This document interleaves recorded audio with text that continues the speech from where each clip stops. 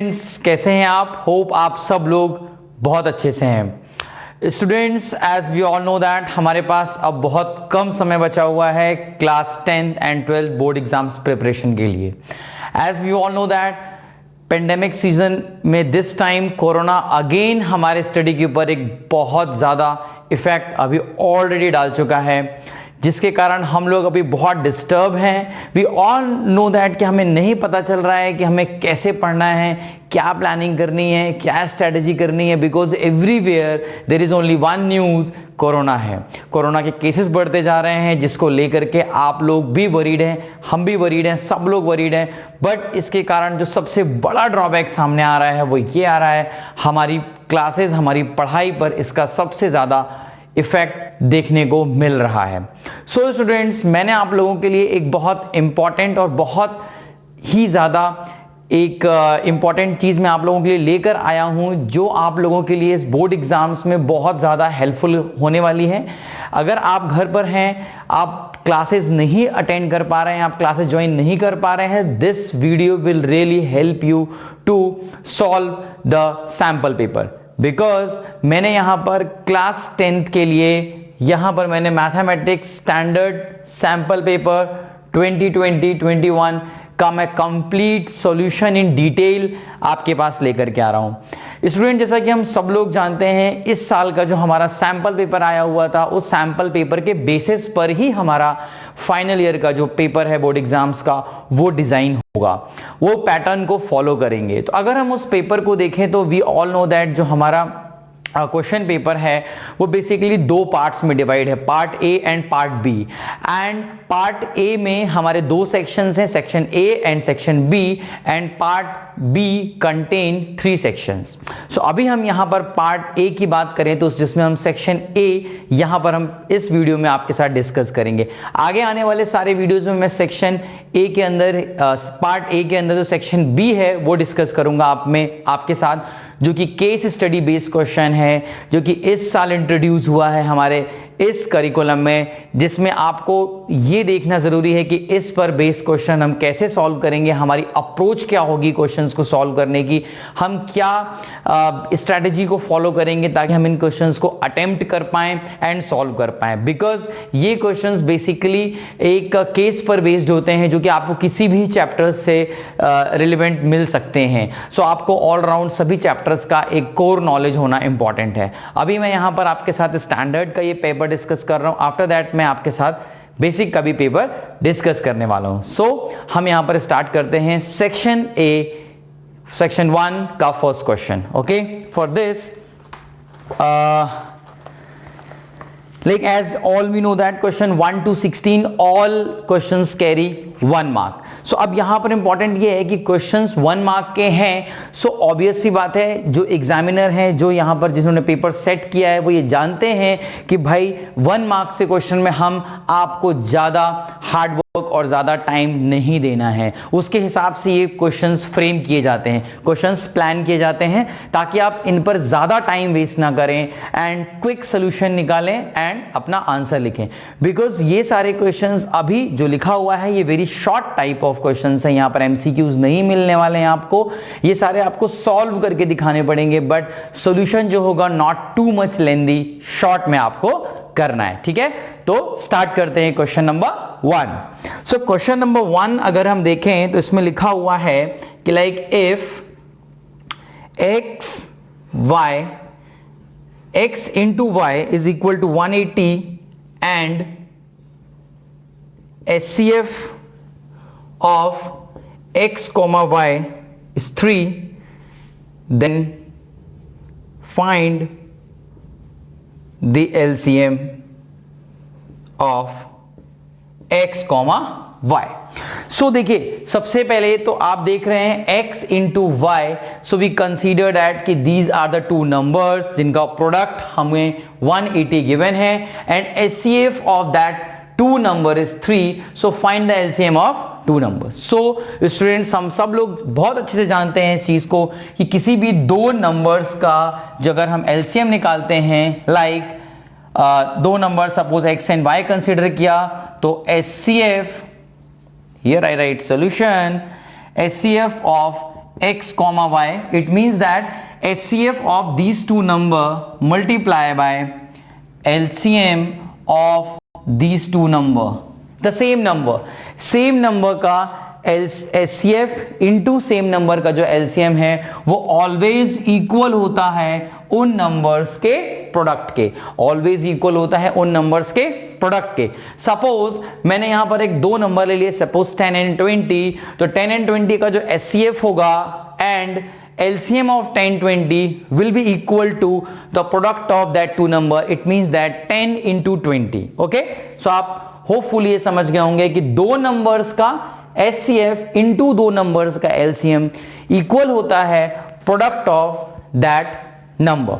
सो अगर हम क्लियरली यहां पे देखें तो हमें HCF गिवन है, HCF of two number is 3 multiply by LCM of x comma y is equal to, आपको x into y product of that two numbers is already given is 180, so like LCM of x comma y will be equal to 180 upon 3, so it is 60. So we can write LCM of x comma y is 60.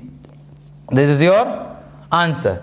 Okay, so it's a very easy question. अब आप देखो सबसे important ये है कि आपको इसको solve करने में कितना टाइम लग रहा है। टाइम इज वेरी इंपॉर्टेंट, ठीक है, बिकॉज मैं आगे आने वाले टाइम में आपको एक टाइम मैनेजमेंट से रिलेटेड एक वीडियो बनाने वाला हूं जिसमें मैं आपको बताऊंगा कि आपको क्वेश्चंस कैसे अटेम्प्ट करने हैं ताकि आप कम टाइम में सारे क्वेश्चंस को सॉल्व कर ले एंड आप एक्सक्यूज ना क्रिएट कर पाए कि सर हमारे पास टाइम कम था, हमने पेपर नहीं कर पाया, ठीक है। So time management is very important. Like section A का first question is clear. Now first question के बाद फर्स्ट क्वेश्चन में ही हमें और में एक और क्वेश्चन है, अगर आपको ये क्लियर है तो आप इसे पॉज करके नोट कर सकते हैं। क्वेश्चन 1 का ही एक और में क्वेश्चन था, ठीक है, इसको और देखते हैं हम लोग और का क्वेश्चन क्या है। यहां पर और के क्वेश्चन में लिखा हुआ है, सी का फर्स्ट का और है, the decimal representation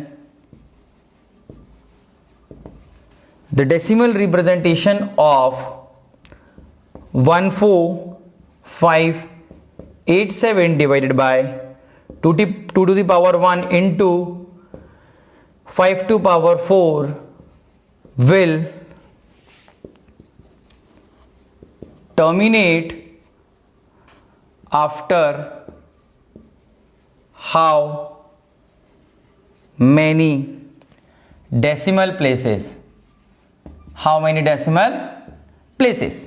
Okay, now in this question if we considered कि यहां पर अगर आप देखोगे तो यहां पर आपको क्लियरली एक चीज समझ में आ रहा होगा कि आपसे पूछ रहा है कि अगर आप इसको डिवाइड करते हो तो आफ्टर डिवीजन ये किस पॉइंट तक टर्मिनेट होने वाला है। ओके, सो ये क्वेश्चंस को करने के क्या अप्रोच होने वाली है वो हम देखते हैं। सबसे पहले जो हमें एक फ्रैक्शन गिवन है, सबसे पहले हम वो लिख लें कि हमें गिवन क्या है। हमें गिवन है 14587 divided by 2 to the power 1 into 5 to power 4।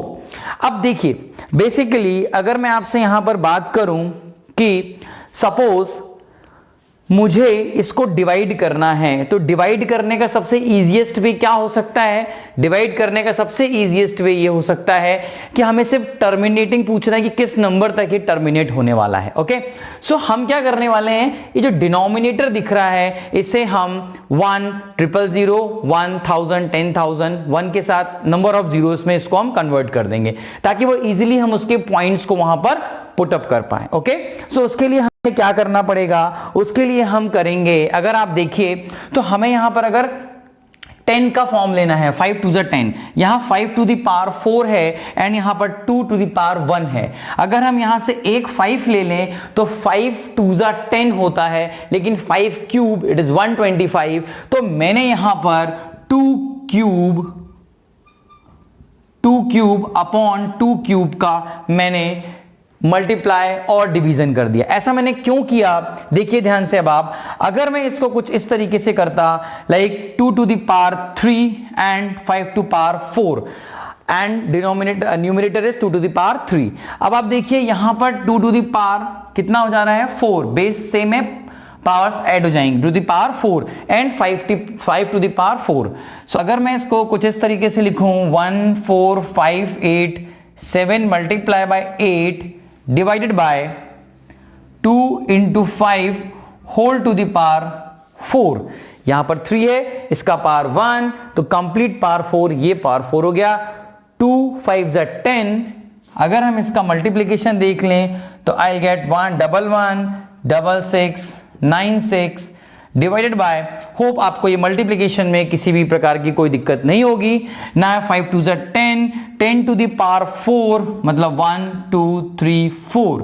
अब ये 4 जीरो आ रहे हैं, तो क्या मैं नेक्स्ट स्टेप में इसको ऐसे लिख सकता हूं 1 1 6 9 6। कितने पॉइंट्स तक ये टर्मिनेट हो रहा है, it is up to 4 point. So hope आपको ये भी क्लियर हो गया होगा। इस टाइप का क्वेश्चन हम कैसे सॉल्व करेंगे, क्या अप्रोच करना है, हमें डिनोमिनेटर को बस 1 0 0 0 के फॉर्म में लिखना है, जिसके लिए हमने क्या किया यहाँ पे बेसिक अप्रोच, इसकी हमें 1 0 0 या 1 0 0 का फॉर्म बनाना था। हमारे पास 5 है, 2 है, 5 2 10 होता, बट यहाँ पे पावर 4 था, 3 का कमी था, तो मैंने 3 को यहाँ पर न्यूमरेटर एंड डिनोमिनेटर में मल्टीप्लाई करके उसको मैंने यूज कर लिया। तो होप आपको ये प्रॉब्लम भी समझ में आ गया होगा कि इसे सॉल्व करने की क्या अप्रोच हम रखेंगे। चलिए मूव करते हैं हम अपने नेक्स्ट क्वेश्चन की तरफ, that is question number 2।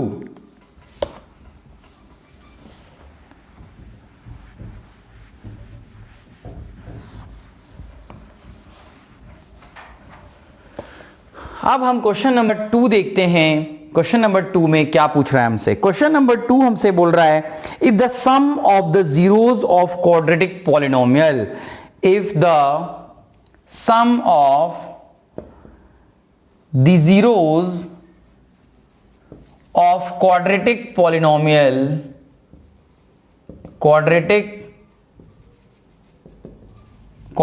Polynomial हमें गिवन है 3x square minus kx plus 6 is 3, then find the value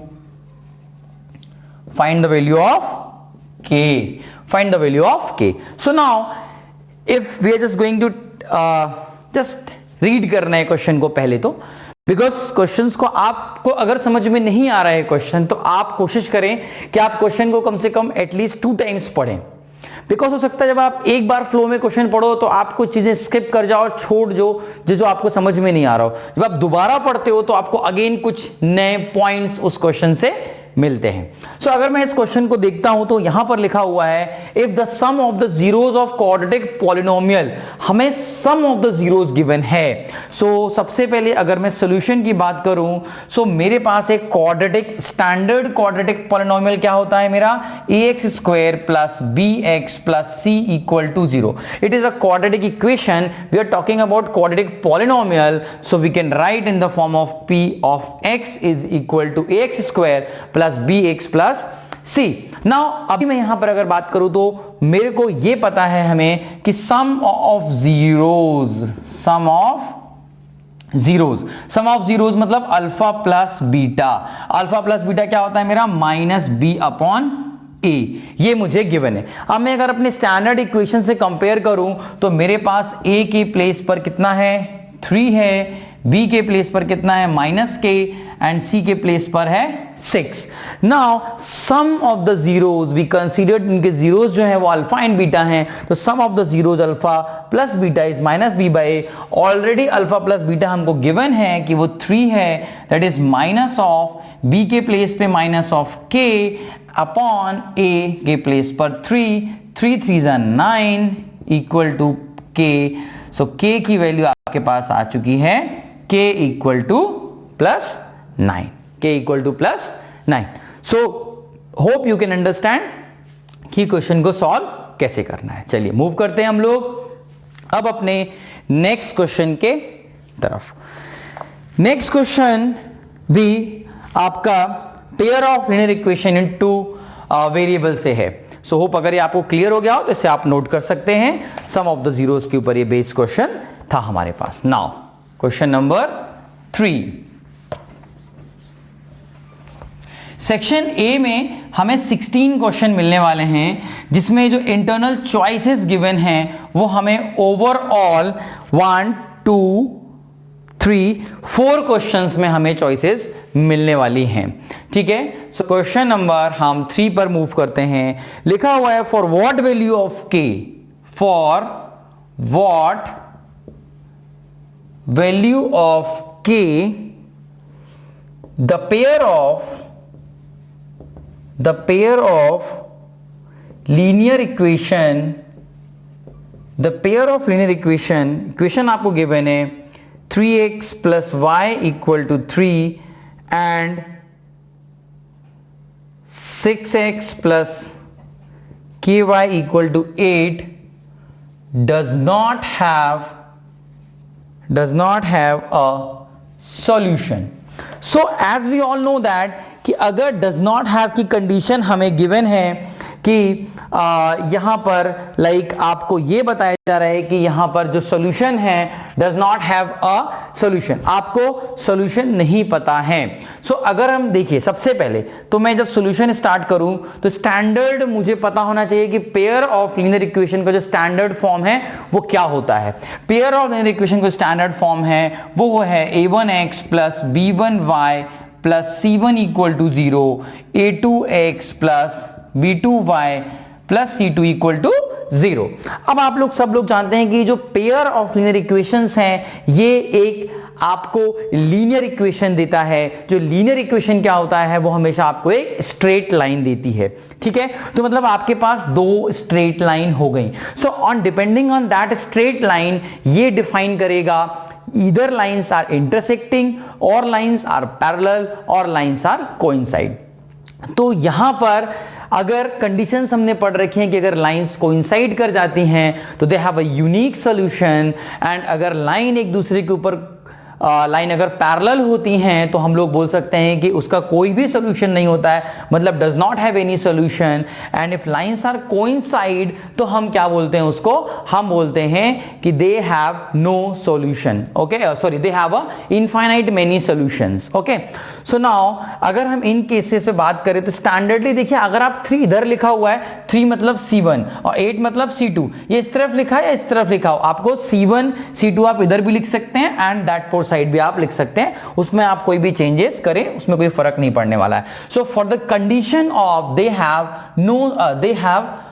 no solution, तो नो सॉल्यूशन का जो कंडीशन है, फॉर नो सॉल्यूशन की जो कंडीशन है, it is a1 upon a2 equal to b1 upon b2 does not equal to c1 upon c2 की condition है। सो अब हम देखें a1 के प्लेस पर हमारे पास 3 है, अपॉन a2 के प्लेस पे 6 है, b1 के प्लेस पे 1 है, b2 के प्लेस पे k है, does not equal to c1 के प्लेस पर 3 है, c2 के प्लेस पे 8 है। तो फर्स्ट ऑफ ऑल हम ये दोनों वैल्यूज को ले लेते हैं, that is 3/6 equal to 1/k।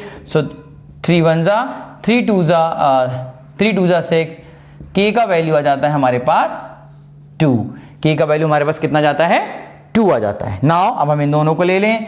सो आप यहां देखेंगे 1/k equal does not equal to 3/8, reciprocate कर दें, k does not equal to 8/3।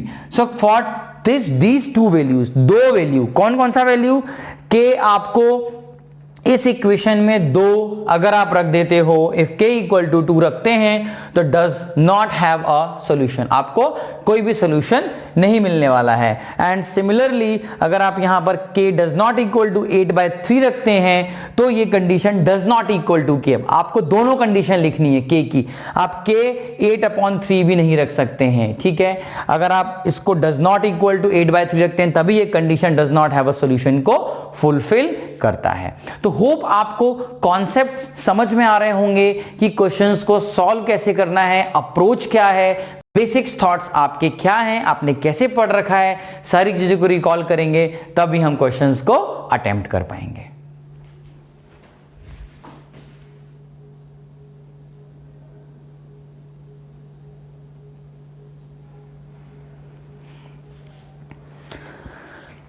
Okay, now अब हम मूव करते हैं अपने नेक्स्ट क्वेश्चन के पास, that is question number 4.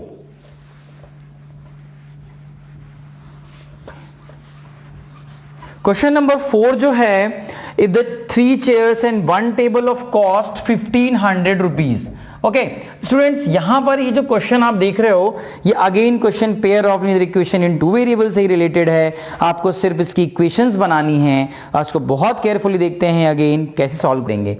If 3 chairs and 1 table, if 3 chairs and 1 table cost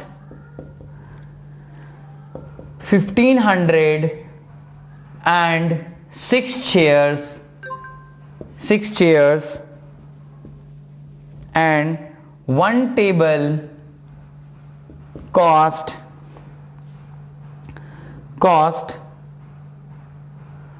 2400, form linear equation to represent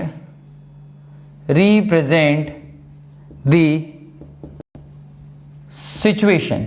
students देखिए, अगेन यहां पर आपको बात कर रहा है कि pair of linear equation in 2 variable की है. तो हम लोग सब जानते हैं अगेन यहां पर 2 वेरिएबल्स की बात हो रही है. अगर आप क्वेश्चन पे भी देखें तो यहां पर एक चेयर और टेबल, 2 चीजों की बात हो रही है कि the cost of 3 chair and 1 table is 1500 and the cost of 6 chairs and 1 table is 2400. So basically let we consider the cost of the 1 chair is x and the cost of the 1 table is y. So solution अगर हम करेंगे तो हम क्या लिखने वाले हैं, हम लिखेंगे let the cost of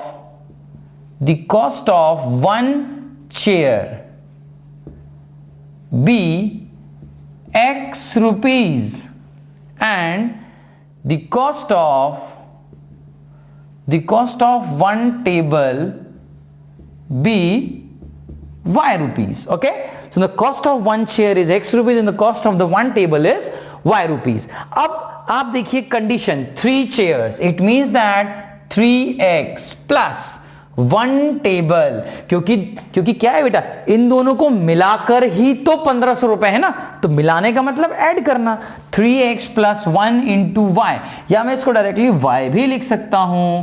y is equal to 1500 and जो हमारी नेक्स्ट कंडीशन है 6 chair plus again 1 table cost 2400. सो आप 1 चेयर एंड 1 टेबल का कॉस्ट आपसे इस क्वेश्चन में नहीं पूछा है, बट आप बता सकते हैं. कैसे बता सकते हैं?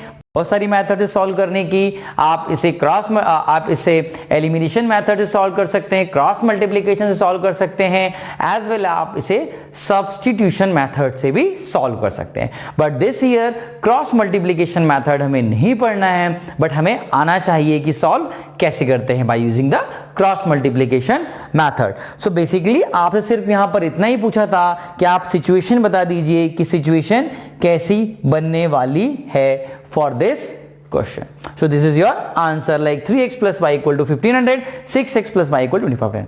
अब आप देखो स्टूडेंट्स कितना इजी है पेपर का पैटर्न, कि जब आपको 1 मार्क का क्वेश्चन है तो वो आपको बहुत ज्यादा टाइम टेकिंग वाले क्वेश्चंस नहीं देंगे. इजीली आप कैलकुलेशन पार्ट बहुत आसान होगा, एज वेल एज आप उसको ज्यादा टाइम नहीं देंगे. इन शॉर्ट में वेरी गुड राइटिंग के साथ गिवन करके आप उसे लिखेंगे, डेफिनेटली आपको कहीं पर भी मार्क्स कट करने का कोई भी चांस नहीं बनता है. ओके चलिए, सो क्वेश्चन नंबर 5 पे मूव करते हैं हम लोग. अब question number 5, sorry this is a question number 4. Okay, ये क्वेश्चन नंबर हमने 4 किया. नाउ मूव करते हैं हम लोग क्वेश्चन नंबर 5 पे. क्वेश्चन नंबर 5 जो है, which term of the following AP, मतलब ये किससे रिलेटेड क्वेश्चन है, ये अर्थमेटिक प्रोग्रेशन. अर्थमेटिक प्रोग्रेशन में आप देखिए यहां पर पूछ रहा है आपसे question number 5, which term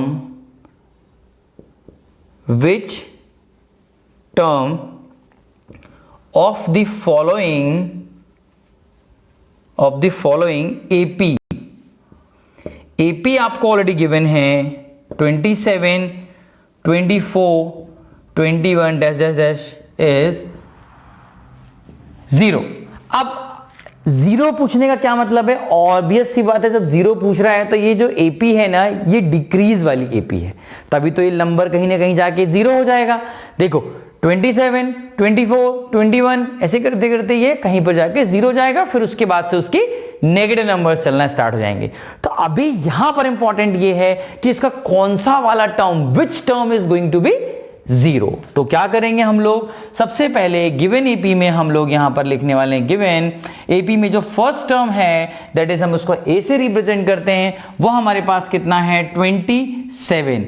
and अगर हम कॉमन डिफरेंस की बात करें तो कॉमन डिफरेंस कैसे निकालते हैं हम लोग, second term minus first term, 24 minus 27 it is -3। Obvious सी बात है, जब कभी भी एपी डिक्रीज करेगी तो आपका जो कॉमन डिफरेंस है वो हमेशा नेगेटिव में आएगा, ये बात आप लोगों को ध्यान में रखना है। ओके, नाउ आपसे पूछ रहा है which term is zero. So as we all know that the nth term of AP is given by an equal to a plus n minus 1 into d। Now an मतलब nth term वो already आपको zero बोल रहा है, तो आप क्या रखने वाले हैं, zero is equal to a कितना है आपका 27 प्लस n आपको फाइंड आउट करना है, कॉमन डिफरेंस कितना है -3, जीरो इक्वल टू 27, ये माइनस से मल्टीप्लाई होगा, -3n माइनस माइनस प्लस 3। आप देखिए कितना इजी कैलकुलेशन है, 27 प्लस 3 30 माइनस 3n, 3n को आप इधर लेके आओगे, 3n equal to 30।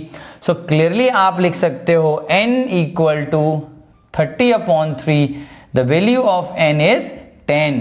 Means what, answer कैसे लिखेंगे आप, आंसर लिखेंगे 10th टर्म of AP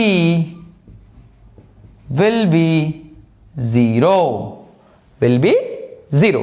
सो आपको अपने रिप्रेजेंटेशन के ऊपर बहुत ज्यादा काम करना है। आपका रिप्रेजेंटेशन जितना अच्छा होगा, आपके मार्क्स मिलने की और आपके स्कोर करने की चांसेस उतने ज्यादा बढ़ जाते हैं। ठीक है, सो होप आपको ये क्लियर हो रहे होंगे questions.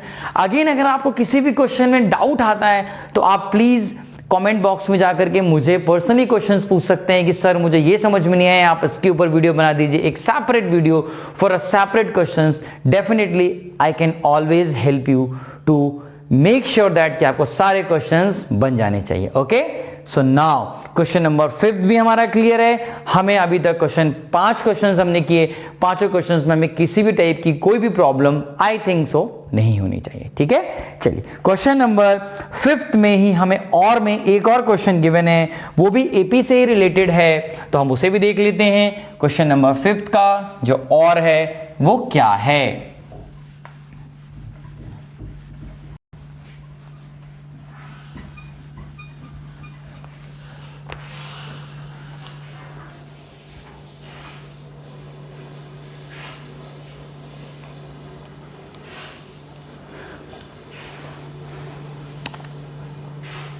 Question number 5th, or in an AP if d equal to -4, n equal to 7, an equal to 4, then find a। It's a very easy question, as we all know that आप सब लोगों को पता है यहां पर सारी values given है। Now the nth term of the AP, solution में हम क्या लिखेंगे, the nth term of an AP will be what, an equal to a plus n minus 1 into D. an के प्लेस पे आपके पास 4 है, a के प्लेस पे आपको a फाइंड आउट करना है, n के प्लेस पे आपके पास 7 है, 7 माइनस 1, d के प्लेस पे आपके पास -4 है। सो क्लियरली आप इसे ऐसे लिखेंगे 4 इक्वल टू a माइनस 7 4 जा 28 माइनस माइनस प्लस 4। सो आप देखिए a equal to a minus 24, then what will be the value of a, क्या हो जाएगा, a का वैल्यू हो जाएगा 4 प्लस 24, इट इज 28। आंसर में आप क्या लिखने वाले हैं, आप लिखेंगे first term of AP is 28। देखिए बहुत ही ज्यादा इजी क्वेश्चंस हैं, पेपर स्टैंडर्ड का है, बट आप क्वेश्चंस के अप्रोच देखिए, उन्होंने बहुत ही बेसिक्स क्वेश्चंस पूछे हुए हैं। मतलब आपका जो एनालिटिकल स्किल है, रिमेंबरिंग है, जिसके ऊपर क्वेश्चंस फ्रेम किए जाते हैं, उन सबको देखो तो आपको बहुत इजी क्वेश्चंस यहां पर मिलने वाले हैं। इन क्वेश्चंस में आपको बहुत ज्यादा टाइम नहीं देना है। क्वेश्चन नंबर 6 की तरफ मूव करते हैं हम लोग। क्वेश्चन नंबर 6 देख रहे हैं। क्वेश्चन नंबर 6 में देखो भाई, for what value of k the given quadratic equation, यहां पर क्वाड्रेटिक इक्वेशन की बात हो रही है। Quadratic equation has equal roots. So सबसे पहले तो मैं आपको अगर बताऊं कि standard form of quadratic equation will be ax square plus bx plus c equal to 0 है। And to solve the quadratic equation हमें बेसिकली इसकी जो प्रोसेसेस पता है हमें, mid term splitting, completing square and formula method से, इन 3 method से हम किसी भी क्वाड्रेटिक इक्वेशन को सॉल्व कर सकते हैं। सो अगर हम किसी भी क्वाड्रेटिक इक्वेशन के जो रूट्स आते हैं, उन रूट्स का नेचर बताना है कि वो रूट्स कैसे हो सकते हैं, वो रियल हैं, इक्वल रूट्स हैं, या वो डिफरेंट रूट्स हैं, या फिर वो इमेजिनरी रूट्स हैं। ठीक है, सो उसके लिए हमने एक मेथड पढ़ा है, that is x equal to minus b, जिसे हम फॉर्मूला मेथड बोलते हैं। इसके लिए plus minus root over of b square minus 4ac upon 2a होता है। जहां पर ये जो रूट के अंदर बी स्क्वायर माइनस 4ac है, इसे हम लोग डिस्क्रिमिनेंट बोलते हैं और इसे हम लोग कैपिटल D से रिप्रेजेंट करते हैं। ये D ही डिसाइड करता है, अगर इसका वैल्यू ग्रेटर देन 0 है मतलब आपको इसके रियल रूट्स मिलेंगे, अगर ये वैल्यू 0 के इक्वल हो जाता है तो हमें इक्वल रूट्स मिलते हैं, और ये वैल्यू अगर लेस देन 0 होता है तो हमें इमेजिनरी रूट्स मिलते हैं। ठीक है, कहने का क्या मतलब है कि अगर रूट के अंदर कभी भी कोई नेगेटिव नंबर आ जाएगा तो वो एग्जिस्ट नहीं करेगा, वो कॉम्प्लेक्स नंबर में चेंज हो जाता है, या फिर हमें उसे इमेजिनरी नंबर बोलते हैं।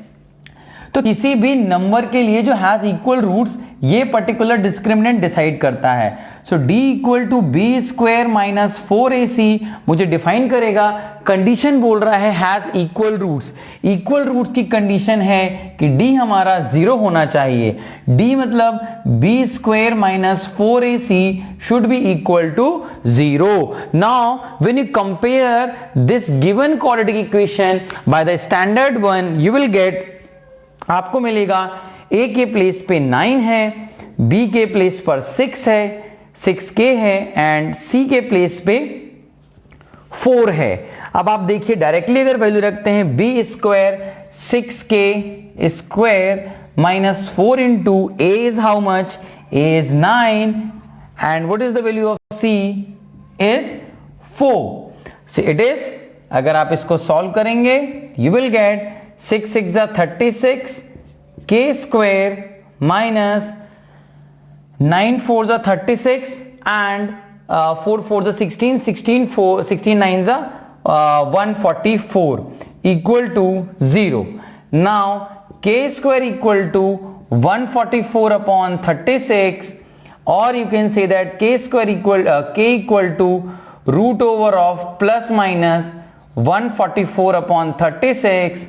Now the value of k will be plus minus 12 upon 6 or 2. So the value is plus minus 2. Now the value of k is what? Plus minus 2. That is a basic calculation. अगर आप देखो तो just मैंने d जो discriminant है b square minus 4ac को मैंने 0 से इक्वेट किया है, एंड 0 से इक्वेट करने के बाद आप देखो that is 6k square minus 4 into 9 into 4 equal to 0. After solving this, I'll get the value of k, that is plus minus 2. हमें पता होना चाहिए plus minus 2 क्यों है, बिकॉज ये रूट का जो कॉन्सेप्ट है, इसमें जैसे ही कोई इधर पे रूट स्क्वायर रूट लेंगे तो ये हमेशा आपको प्लस माइनस में ही वैल्यू देता है। ठीक है, मूव करते हैं हम अब अपने नेक्स्ट क्वेश्चन में, जो कि हमारे पास है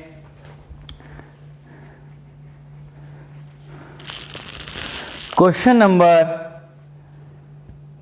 6 किया हमने क्वेश्चन नंबर 7।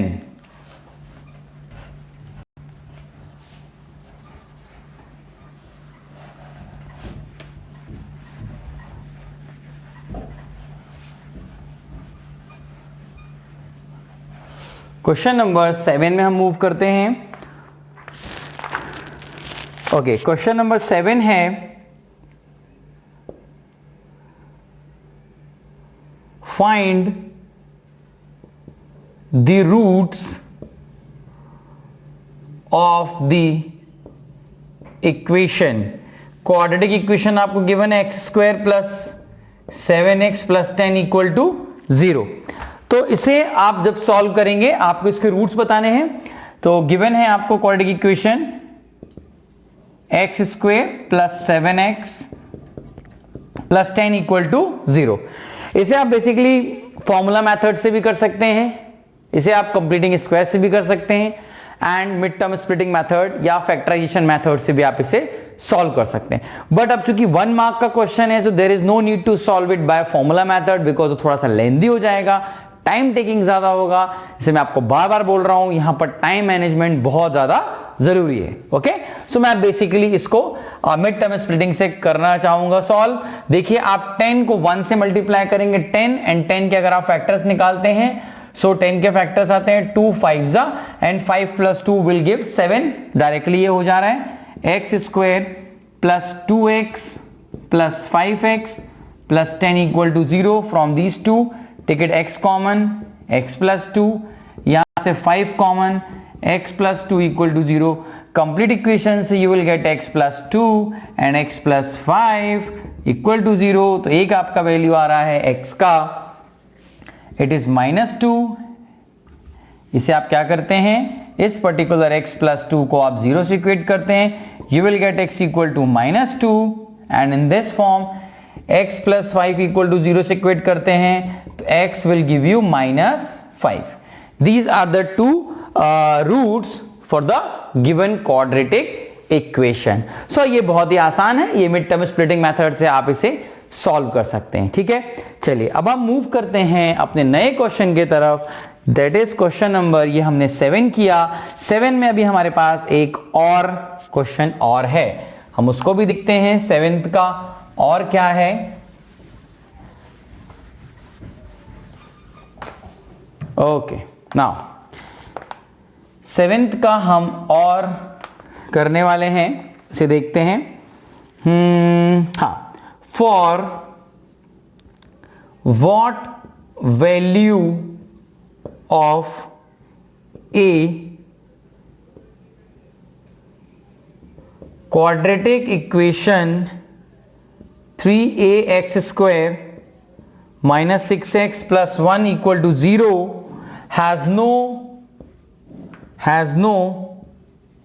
real roots। अब यहां पर has no real roots की बात कर रहा है।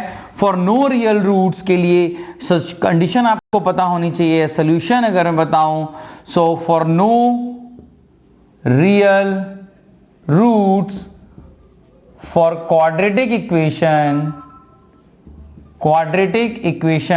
what you will get, d does not equal to 0. The condition says that does not mean d is less than 0.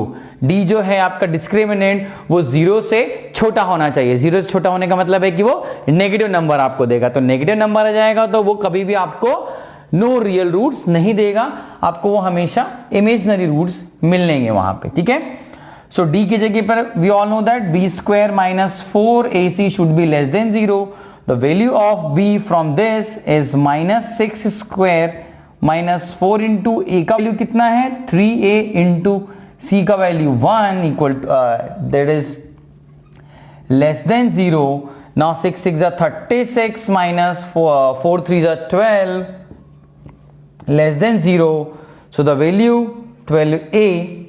ना इसे आपको सॉल्व करना है, आप डायरेक्टली उसको इस तरफ लेके चले जाएं। 36 should be less then 12a और you can write 12a is greater than 36 और इसे जब आप सॉल्व कर लेंगे तो आपको मिलेगा a का value a is greater than 36 upon 12, a should be greater than 12 3s are 36. So your answer is a should be greater than 3.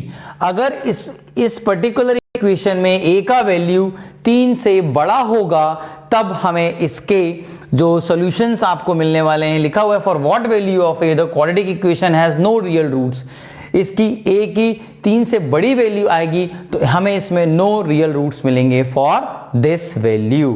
तो होप आपको ये क्वेश्चन भी क्लियर हो गया होगा कि क्वाड्रेटिक इक्वेशन के क्वेश्चंस को हम कैसे सॉल्व करते हैं. बेसिकली हमें डिस्क्रिमिनेंट पता होना चाहिए, नेचर ऑफ रूट के बारे में भी हमें पता होना चाहिए, तभी हम इस क्वेश्चंस को सॉल्व कर पाएंगे.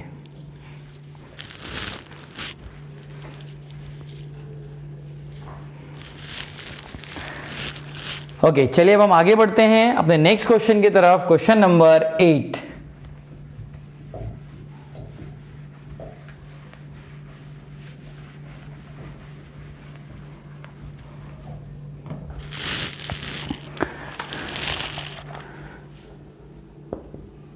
क्वेश्चन नंबर 8 है, इसमें आपको है if P Q equal to 28 centimetre find the perimeter of triangle PLM. देखिए एक फिगर यहां पर हमें बना हुआ है,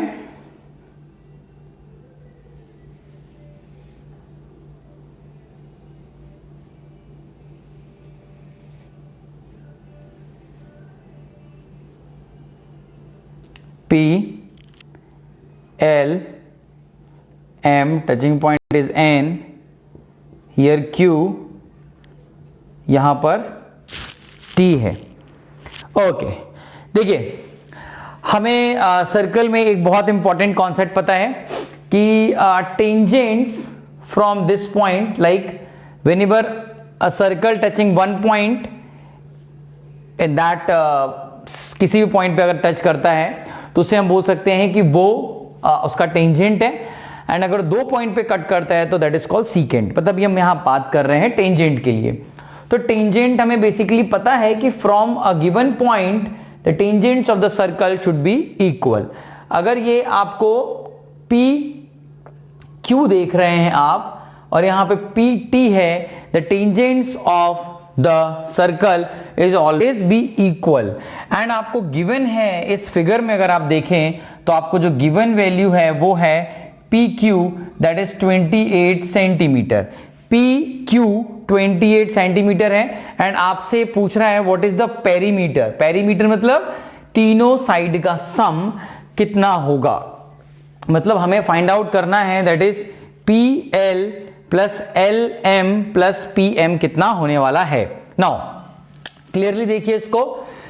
As we all know that the tangents from the given point of a circle should be equal. वो equal होते हैं तो आप लिख सकते हैं कि in a figure that is PQ is equal to PT. आप ये कुछ इसे इस तरीके से लिख सकते हैं PQ equal to PT.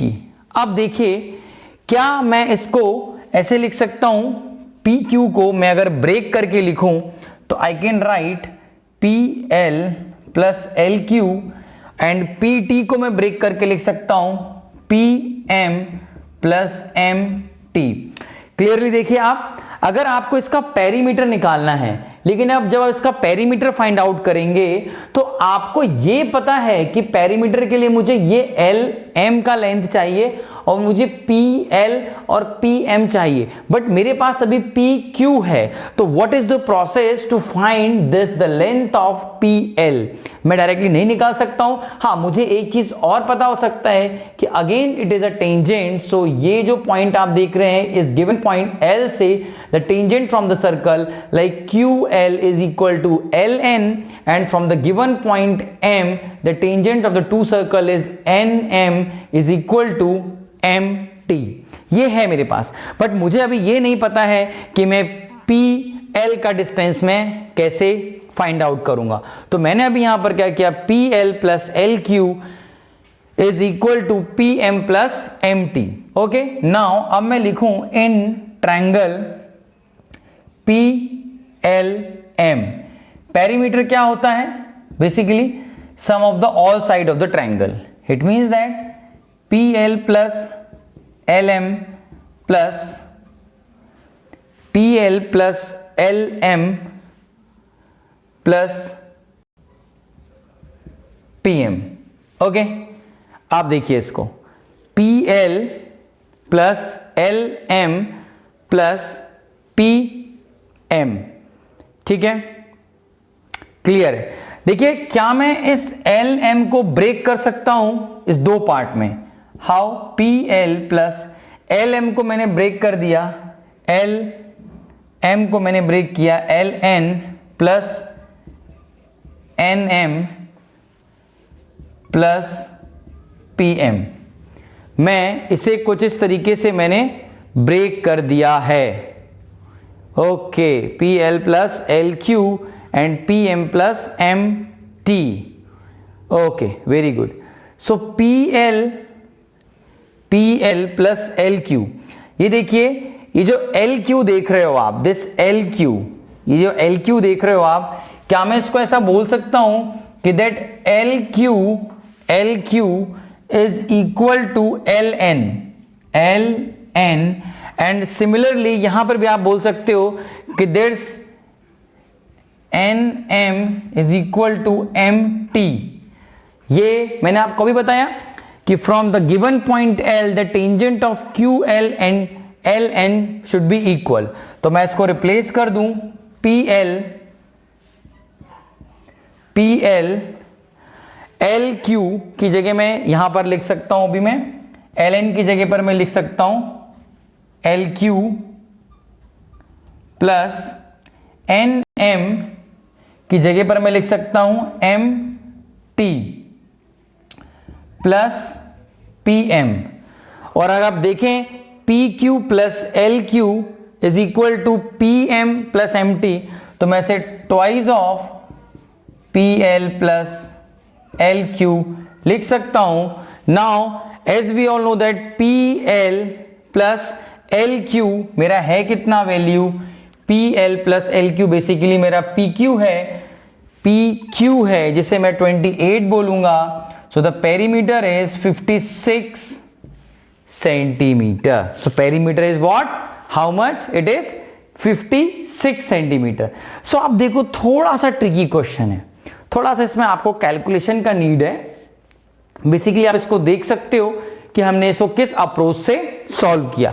आप देखो, P L plus L Q, मैं इसे पेरीमीटर के ही फॉर्म में कन्वर्ट करके यहां तक लेके आया by the property of the point from the given circle is tangent of the given circle should be equal, हमेशा बराबर है। It is 2 × 28, it is 56। ये थ्योरम हमने पढ़ रखी है। तो by using this you can solve it by your own. ठीक है ना? चलिए, अब हम मूव करते हैं क्वेश्चन नंबर 9 की तरफ।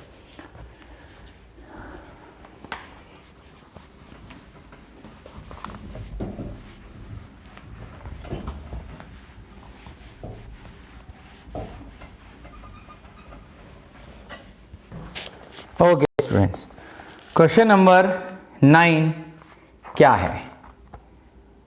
क्वेश्चन नंबर 9 है, if two tangents are inclined at 60 degree are drawn to a circle of radius 3 centimetre, then find the length of the each tangent.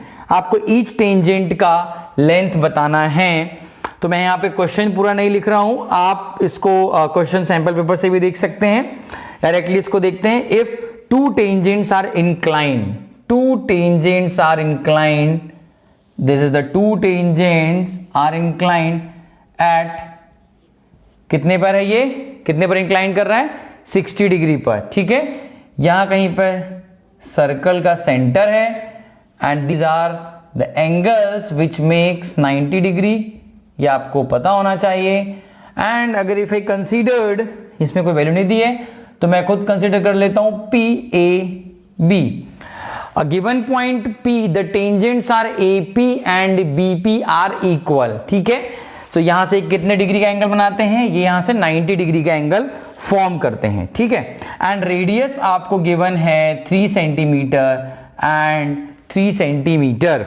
ना पूछ क्या रहा है आपसे, find the length of the each tangent. आपको tangent की length पूछ रहा है। So as we all know that 60 degree पर है तो ये इसको बाइसेक्ट करेगा 30 और 30 डिग्री में, ठीक है। आपसे सिर्फ इस टेंजेंट की लेंथ पूछ रहा है। सो आप क्लियरली जो इसकी लेंथ होगी वही इस टेंजेंट की लेंथ होगी।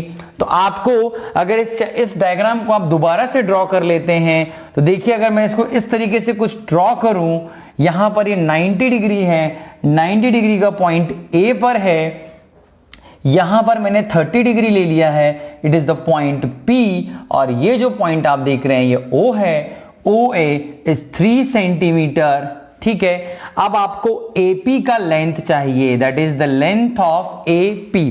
सो AP की लेंथ को मैंने x कंसीडर किया है ना। बाय यूजिंग द ट्रिग्नोमेट्री हम क्या कर सकते हैं, we know that tan 30 degree is equal to perpendicular upon base. So perpendicular is OA and base is AP. tan 30 is 1 upon root over of 3. OA का value आपके पास 3 है and AP आपका x आपको फाइंड आउट करना है। सो x equal to आप लिख सकते हैं, इसको क्रॉस मल्टीप्लाई करें 3√3 सेंटीमीटर। सो बेसिकली AP क्या है, x क्या है, AP is equal to BP is equal to 3√3 centimetre, 3√3 centimetre, ठीक है। तो ये बहुत ही आसान क्वेश्चन है।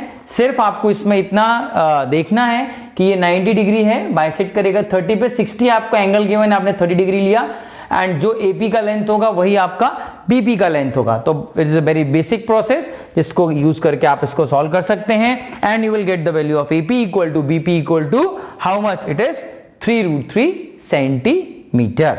ओके, सो हमने 9th क्वेश्चन कर लिया एंड 9th क्वेश्चन में हमारे पास एक और में भी क्वेश्चन है, हम उसको भी देखते हैं। 9th का जो और है वो क्या है। ओके, नाउ 9th क्वेश्चन का और जहां पर बोल रहा है PQ is a tangent to a circle with centre O।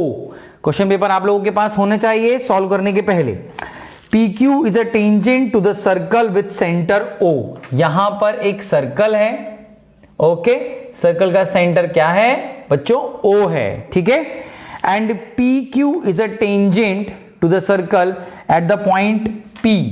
यहां से आप इस तरीके से कुछ PQ आपने टेंजेंट बना लिया है like this, okay. Now what is asking, if the triangle OPQ is an isosceles triangle। कैसा ट्रायंगल है, isosceles triangle. What is isosceles triangle, isosceles triangle वो ट्रायंगल होते हैं जिनकी दो साइड इक्वल होती हैं, हमको पता है ये चीज, दो साइड इक्वल होती हैं। देन पूछ रहा है फाइंड द एंगल OQP, ये वाला एंगल आपको बताना है, ठीक है। तो अगर मैं इसको थोड़ा सा और बना के बेसिकली इस तरीके से भी कर लूं तो मुझे कोई प्रॉब्लम नहीं होनी चाहिए इसमें। आप सब लोग जानते हैं ये 90 डिग्री है, ये 90 डिग्री होता है, ठीक है। आपसे बेसिकली उन्होंने क्या पूछा है, PQ is a tangent and this is an isosceles triangle, find this OQP कितना होगा, ठीक है। तो बेसिकली अगर मैं इसको भी सेपरेटली ड्रॉ कर लूं तो आप कैसे बना सकते हैं इसको, अगर आप इसे सेपरेट बना लें जैसे मैंने प्रीवियस वाले क्वेश्चन में बनाया तो आप इससे भी बना सकते हैं। P यहां पर है 90 degree, it is your P point, ये O है एंड ये Q है, ओके। नाउ अब अगर आप देखो इस ट्रायंगल में बोल रहा है it is an isosceles triangle, तो दो साइड इक्वल है, like in triangle OPQ this PQ is equal to this OQ। अब जब ये साइड इक्वल हैं तो इनके सामने आमने सामने के एंगल भी इक्वल होंगे, मतलब angle O equal to angle Q होने वाला है। बट अभी आप देखो ये एंगल Q यहां पर ये जो है आपके पास ट्वाइस ऑफ दिस एंगल है, ठीक है। ये 90 डिग्री यहां पर है, मैं इस एंगल के लिए, ठीक है। So angle O equal to angle Q है। नाउ अब आप लगाएं ट्रायंगल में जो angle of sum of angle का प्रॉपर्टी है उससे आप देखें तो angle O plus angle P plus angle Q is equal to 180 degree. Angle O plus angle Q equal है तो आप इसे लिख सकते हैं twice of angle Q plus angle P की जगह पर आप कितना लिखना है 90 degree will be equal to 180। So angle Q equal to 180 minus 90 divided by 2। So angle Q will be equal to 45 degree. बहुत बेसिक मैथ्स है, आप 90 को उधर लेके चले गए, 180 माइनस 90 90, 92 डिवाइड हुआ, 90 divide by 2 it is 45, it is 45। तो एंगल Q कितना है बच्चों 45 है। So this is your answer. So question number 9 भी हमने कंप्लीट कर लिया है। आप लोग इसको देख सकते हो, समझ सकते हो, बेसिकली टेंजेंट्स पे है और आपका बेसिक ऑफ जो 90 degree and sum of angles का प्रॉपर्टी है एंड आइसोसेलेस है वो इसमें यूज हुआ है। ओके चलिए आगे मूव करते हैं। Now moving to the next question, that is question number 10। Question number 10 पर हम लोग मूव करते हैं। ओके क्वेश्चन नंबर 10 क्या है, स्टेटमेंट देख लेते हैं एक बार। Okay it's a very again easy question. In a triangle ABC, D and E are the points on the side AB. In a triangle ABC, triangle ABC, clearly यहां पर क्या लिखा हुआ है कि D and E are the points on the side AB. यहां पर एक पॉइंट D है एंड यहां पर एक पॉइंट E है। स्टूडेंट्स जैसे ही आप ये वाला डायग्राम देखते हो, जैसे कि आप सब लोग बहुत स्मार्ट बच्चे हो, आप सब लोग पढ़ रखे हो सारे चैप्टर्स को, तो आप लोगों ने जैसे ही इसको देखा तो आपके दिमाग में एक ही चीज क्लिक किया कि it is what theorem, it is a very important theorem जिसका नाम है थेल्स थ्योरम। इसका नाम क्या है? Thales theorem. थेल्स थ्योरम का स्टेटमेंट क्या था बच्चों कि इफ ये जो रेशियो है, the ratio of this sides like AD upon DB is equal to AE upon EC कब होता है? जब ये DE पैरेलल होता है BC के। Okay so by using this, अभी आपको इसमें वैल्यूज क्या क्या गिवन है? आपको गिवन है कि लाइक AE जो है आपका AE it is 2 centimetre and your AD is 3 centimetre and your BD is 4.5 centimeter. Now find CE. So बच्चों it is a very easy question. आपको थेल्स थ्योरम की प्रॉपर्टी अप्लाई करनी है। By applying the property what you do, आप इसमें clearly देखोगे, आप इसको ऐसे लिख सकते हो AD upon DB is equal to AE upon EC। आप यहां लिखोगे by proportionality of theorem और by you can write the Thales theorem। आपको ये लिखना बहुत जरूरी है कि आपने किया कैसे है। तो by using a Thales theorem आपने इसको ऐसा लिखा। Now the value of AD is what 3 and DB is 4.5, AE is 2, EC का वैल्यू आपको बताना है। तो it's very easy question. EC equal to 4.5 multiply by 2 it is 9 divide by 3, 3 3s are 9, so the value of EC is 3 centimeter. It's very easy question. That is depend on what? Thales theorem. अब 1 mark का ही है but आपको diagram भी बनाना है, आपको लिखना भी है और आपको ये प्रोपोर्शनलिटी थ्योरम या थेल्स थ्योरम लगा करके आपको दिखाना है कि what is the length of the EC क्या होगी। ओके नाउ चलिए 11th वाला जो क्वेश्चन है वो आप डायरेक्टली देख करके इसका आंसर बता सकते हैं। इसमें कोई भी हार्ड एंड फास्ट आपको काम नहीं करना है, बट मैं इसका डायग्राम जरूर आपको बना के बता दूंगा कि ये ऐसा क्यों है और इसका क्या आंसर आने वाला है। सो क्वेश्चन नंबर 11, क्वेश्चन नंबर 11 में देखो यहां पर 2 लाइन है, एक लाइन Y है और एक लाइन यहां पर इन्होंने X को भी बना रखा है। ये एक X लाइन है, ठीक है। यहां पर एक पॉइंट A है, ये पॉइंट B है। A और B एक दूसरे से जुड़े हुए हैं एंड इसमें 8 इक्वल सेक्शन है, 1 2 3 4 5 6 7 8 like A1 A2 A3 A4, A5, A6, A7, A8 and यहां पर भी आपके जो पॉइंट्स हैं वो आपका B1, B2, B3 and B4, these all are the equal points, ठीक है।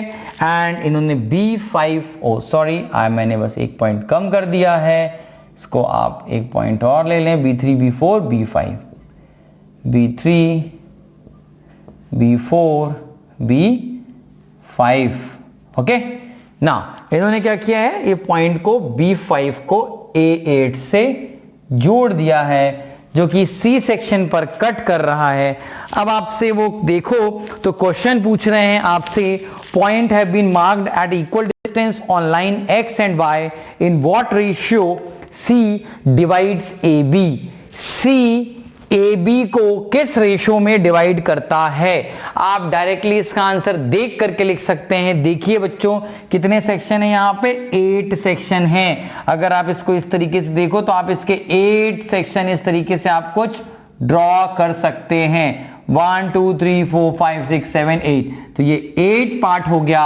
एंड अगर आप इसकी बात करें तो ये देखिए 1 2 3 4 5, ये 5 पॉइंट हो गए, ठीक है। तो ये से कितने रेशियो में डिवाइड कर रहा है, ये से 8:5 में लाइन को डिवाइड कर रहा है। That is your answer. 1 mark का है। आप डायग्राम ड्रॉ करेंगे, आपको ये ड्रॉ करने का जरूरत नहीं है, आप सिंपली इसको बता सकते हैं देख के आंसर कि डिवाइड्स इन 8:5। ओके, सो हमने क्वेश्चन नंबर कहां तक कर लिया अभी बच्चों, हमने 11 भी कर लिया।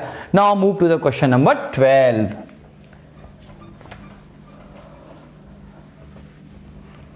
क्वेश्चन नंबर 12 ट्रिगो से रिलेटेड है। अब ट्रिग्नोमेट्री हम सब लोगों का थोड़ा सा वीकेस्ट पार्ट पड़ जाता है। जिन लोगों ने प्रैक्टिस बहुत अच्छे से की है थ्रू आउट द ईयर, उनके लिए बहुत इजी लगने लगता है ट्रिगो। बट जिन लोगों ने प्रैक्टिस नहीं की होती है, सिर्फ एनसीईआरटी पर ही डिपेंडेंट हो जाते हैं, थोड़ा सा मुश्किल हो जाता है उनके लिए क्वेश्चंस कर पाना, क्योंकि ये कॉन्सेप्ट बेस्ड क्वेश्चंस इसमें ज्यादा पूछे जाते हैं जो कि आपके। Okay students, now this is the time to solve question number 12। Okay, so question number 12 trigonometry पर बेस्ड क्वेश्चन है। That is if sine A plus cos B equal to 1, A का वैल्यू आपको गिवन है that is 30 degree and B is an acute angle. What is acute angle? The angle which makes an angle less than 90 degree. 90 degree से छोटा जो angle है वो कहलाएगा हमारा एक्यूट एंगल, ठीक है। Find the value of B। Okay, now solution को देखते हैं हम लोग। सॉल्यूशन में गिवन क्या है, हमें गिवन है sin A plus cos B equal to 1 where A का वैल्यू 30 डिग्री है। So you put sin 30 plus cos b equal to 1. So sin 30 का value 1/2 plus cos b equal to 1, then cos b equal to 1 minus 1/2. So it's equal to half. 1 minus 1/2 is what? Half. And as we all know that cos b equal to cos 60 पे 1/2 होता है, because sin 30 पर आपका 1/2 है तो cos 60 पे आपको 1/2 मिलता है। Now cos cos get cancelled, b is equal to 60 degree. Now this is your answer. देखिए आप 1 मार्क का क्वेश्चन है, लेकिन हमने इसको बहुत अच्छे से जो भी वैल्यूज थी, सपोज अगर आप इसको कुछ इस तरीके से भी लिख देते sin 30 इज इक्वल टू 1/2। सो जो भी आपको वैल्यू नोन है या जो आपको वैल्यू पता है या जिसका भी आप यूज कर रहे हैं, आप साइड में उसको मेंशन जरूर कर दे कि आप हाँ उसको यूज कर रहे हैं। So that will really help you to gain a good marks in every question. Okay, because every question is important for us to score 100 marks in an exam. So now move to the next question, that is question number 13। Question number 13। Now, question number 13, if x equal to 2 sin square theta and y equal to 2 cos square theta plus 1, then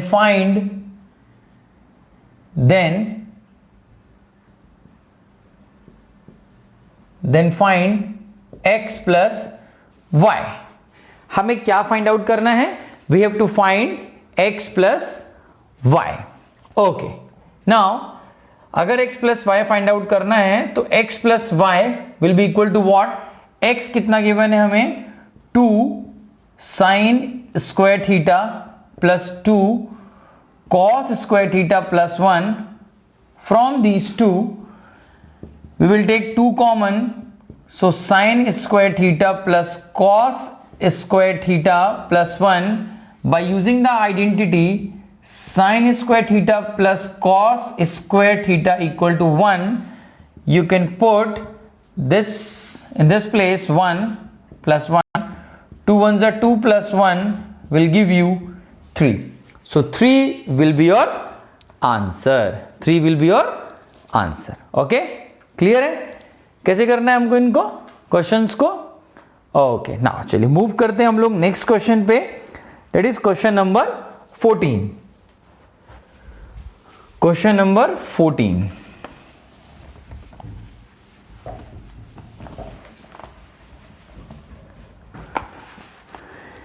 In a circle of diameter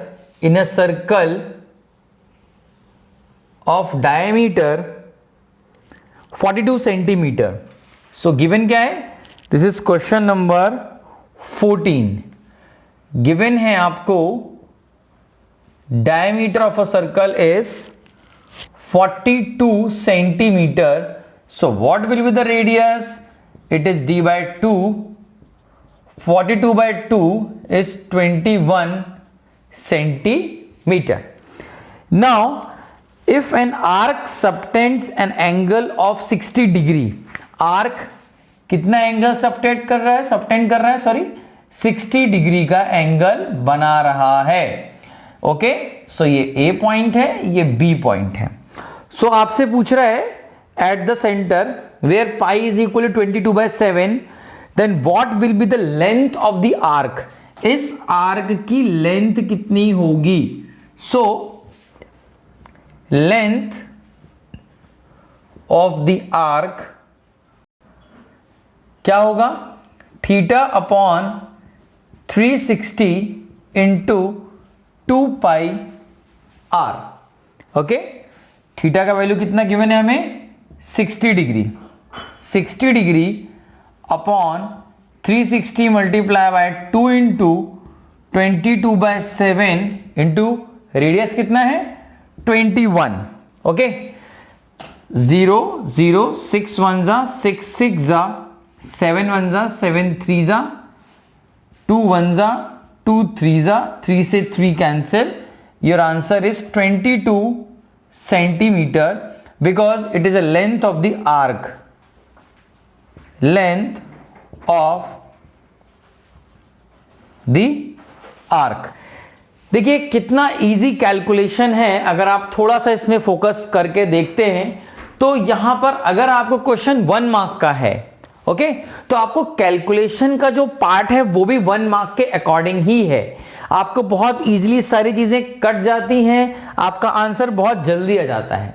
but इसके साथ साथ focus करना है हमें every question में diagram बनाने का. Okay, देखिए कहीं पर भी मेंशन नहीं होता है कि आपको डायग्राम बनाइए आप, but you have to make a diagram to make your representation quite good and quite well. That is very important. ठीक है ना?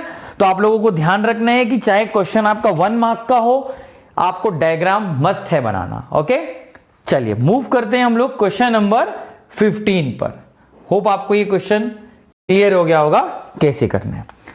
क्वेश्चन नंबर 15 है 12 solid sphere of the same radii are made by melting a solid metallic cylinder of the base 2 centimeter and height is 16 centimeter.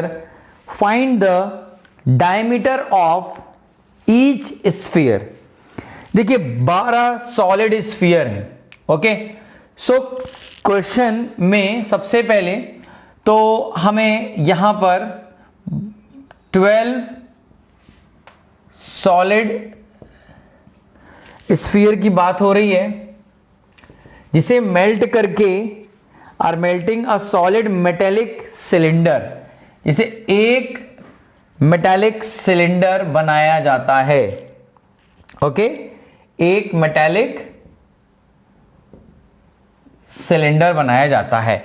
12 solid sphere छोटे छोटे होंगे, उनको गला करके, उनको मेल्ट करके क्या बनाया जाता है, एक मेटालिक सिलेंडर बनाया जाता है 12 सॉलिड स्फीयर से। ठीक है, सो ऑब्वियस सी बात है, जब किसी भी चीज को मेल्ट करके रिकास्ट करते हो आप, तो आपके वो जो 12 स्फीयर्स हैं उनका वॉल्यूम जो है वो एक जो आपने बनाया हुआ है, रिकास्ट किया हुआ है, नया जो एंटिटी बनाई है आपने, नया जो आर्टिकल बनाया है, उन दोनों का वॉल्यूम सेम होने वाला है। दोनों का वॉल्यूम क्या होगा, सेम होगा। सो हम यहां पर क्या लिखेंगे, 12 into volume of sphere is equal to 1 into volume of cylinder. Okay, so 12 into volume of sphere क्या होता है, 4/3 पाई आर क्यूब। आप स्फीयर के लिए स्मॉल आर कंसीडर कर लीजिए एंड सिलेंडर के लिए आप उसको कैपिटल आर कंसीडर कर लेंगे। Okay, now what is the volume of the cylinder, volume of the cylinder is pi r square h. pi r square h is the volume of what, pi square r is the volume of cylinder. Now अब अगर आप given data देखें तो आपको क्या क्या given है, हमने गिवन नहीं लिखा था पहले, हमें गिवन क्या क्या है, स्फीयर का हमें रेडियस है, अच्छा उसको मेल्ट करके बना रहा है, सिलेंडर का जो आपको डायमीटर गिवन है, diameter of the cylinder it is capital D आपको गिवन है 2 centimetre, so radius will be 1 centimetre and the height is h is equal to 16 centimetre. Okay, अब आप दोनों तरफ पाई पाई को इजीली कट कर सकते हैं, पाई से पाई कैंसिल हो गया, 3 1 जा 3, 3 4 जा 4 4 जा 16 into r cube is equal to, ये वॉल्यूम सॉरी रेडियस कितना है इसका, डायमीटर आपको 2 सेंटीमीटर गिवन था, रेडियस आपने 1 निकाल लिया, तो 1 का square into height is what, 16। Now 16 also get cancel, r cube equal to 1, so radius will be equal to 1 centimetre. Okay, आपसे क्या पूछ रहा है, find the diameter of the each sphere. So आप आंसर लिखने वाले हैं, answer diameter of each sphere क्या होगा आपका, 2 into radius that is equal to 2 into 1, it is 2 centimetre. Okay, clear है आप लोगों को कैसे करना है इनको, वेरी इजी क्वेश्चन। दोनों का वॉल्यूम आपको इक्वेट कर देना है, जब कभी भी रिकास्ट की बात होगी या कुछ मटेरियल से को मेल्ट करके आप नया चीज बनाओगे, वहां पर आप दोनों के वॉल्यूम्स को, दोनों एंटिटी के वॉल्यूम को आप डायरेक्टली इक्वेट कर दोगे, यू विल गेट, एक आपको अननोन वैल्यू होगा उसका आप आंसर फाइंड आउट कर सकते हो। ओके, सो होप आपको ये पॉइंट भी क्लियर हो गया होगा। ओके, चलिए क्वेश्चन नंबर 16 पर मूव करते हैं। पार्ट 1 का, पार्ट ए का, सेक्शन 1 का ये लास्ट क्वेश्चन है। इस क्वेश्चन को आप देखें, that is based on probability. Okay, probability पे बेस्ड क्वेश्चन है। What is the probability of getting a doublet in throw of pair of dies. देखिए गाइस, प्रोबेबिलिटी के कॉन्सेप्ट में आप सबको पता है कि प्रोबेबिलिटी ऑफ एन इवेंट क्या होता है। प्रोबेबिलिटी ऑफ एन इवेंट को हम बताते हैं जिसका भी हमें, जिस भी इवेंट का प्रोबेबिलिटी हमें निकालना है अपॉन सैंपल स्पेस में हमारे टोटल नंबर ऑफ इवेंट्स कितने हैं। जो टोटल नंबर ऑफ इवेंट्स हैं स्टूडेंट्स, वो हमें कहां मिलता है? सैंपल स्पेस से मिलेगा। तो अभी यहां पर दो डाई को फेंकने की बात हो रही है, तो दो डाई को अगर आप फेंकोगे तो हमें मल्टीप्लिकेशन वाला चीज याद है आप लोगों को, हमें कितने हमें टोटल आउटकम कितना मिलेगा? हमें टोटल आउटकम मिलेगा 36, 6 इंटू 6। जिस तरीके से हम दो कॉइन को अगर फेंकेंगे तो हमें 2 into 2, total outcome will be 4। 3 coins को फेंकेंगे 2 into 2 into 2, it is 8। Similarly अगर हम 2 डाई को थ्रो करेंगे तो 6 into 6, total outcome will be 36। So probability of an event, it is question number 16. So probability of an event is defined as what? Favorable outcome upon total outcome. Okay? So यहां पर वो बात कर रहा है find the probability of getting a doublet. तो अगर मैं टोटल आउटकम की बात लिखूंगा प्रोबेबिलिटी में, तो आप क्या लिखेंगे? जिसे हम सैंपल स्पेस भी बोल सकते हैं, वो क्या हो सकता है? 1, 1, 1, 2, 1, 3, 1, 4, 1, 5, 1, 6, 2, 1, 2, 2, 2, 3, 2, 4, 2, 5, 2, 6, 3, 1, 3, 2, 3, 3, 3, 4, 3, 5, 3, 6, 4, 1, 4, 2, 4, 3, 4, 4, 4, 5, 4, 6, 5, 1, 5, 2, 5, 3, 5, 4, 5, 5, 5, 6, 6, 1, 6, 2, 6, 3, 6, 4, 6, 5, 6, 6। ओके, सो ये आपका सैंपल स्पेस है जब आप डाई को दो बार थ्रो करने वाले हैं। Probability of getting a doublet to throw a pair of dice, दो डाई को आप फेंक रहे हैं। डबलेट का मतलब होता है सेम नंबर, सेम, दोनों डाई पे सेम नंबर आने चाहिए। डबलेट्स कितने हो जाएंगे? 1, 1, 2, 2, 3, 3, 4, 4, 5, 5, 6, 6. So how can you calculate the probability of this event? It is favorable outcome. Favorable मतलब desired, कितना है इवेंट का? Probability 1, 2, 3, 4, 5, 6. It is 6 divided by total outcome. Total outcome is how much? 36. 6 1s are 6, 6 is 36. So probability of the event is 1/6. Clear हो गया होगा आप लोगों को? ओके, चलिए क्वेश्चन नंबर 16 में आपको एक और प्रॉब्लम गिवन है, that is based on again probability, because वो ऑप्शन का है। Find the probability of getting a black queen when a card is drawn at random from the well shuffled 52 cards. Okay, so number of queen black colour की, how many black colour के cards कितने होते हैं? Black colour के cards होते हैं 26। 26 cards में आपकी क्वीन होगी 2, तो आपका प्रोबेबिलिटी डायरेक्टली आप लिख सकते हो, probability of the event is 2/52, it is 1/26। It is very easy question. Black, 2 queen है, favourable outcome, total outcome, total outcome का मतलब क्या है? टोटल कार्ड्स कितने हैं? 52, सो 1/26। तो सक्सेसफुली मैंने यहां पर आप लोगों के साथ सेक्शन पार्ट ए का सेक्शन 1 कंप्लीट किया है। इस वीडियो को आप लोग बहुत अच्छे से देखें, एक बार से 2 बार 3 बार देखें, क्वेश्चंस को एनालाइज करें, खुद से सॉल्व करने की कोशिश करें।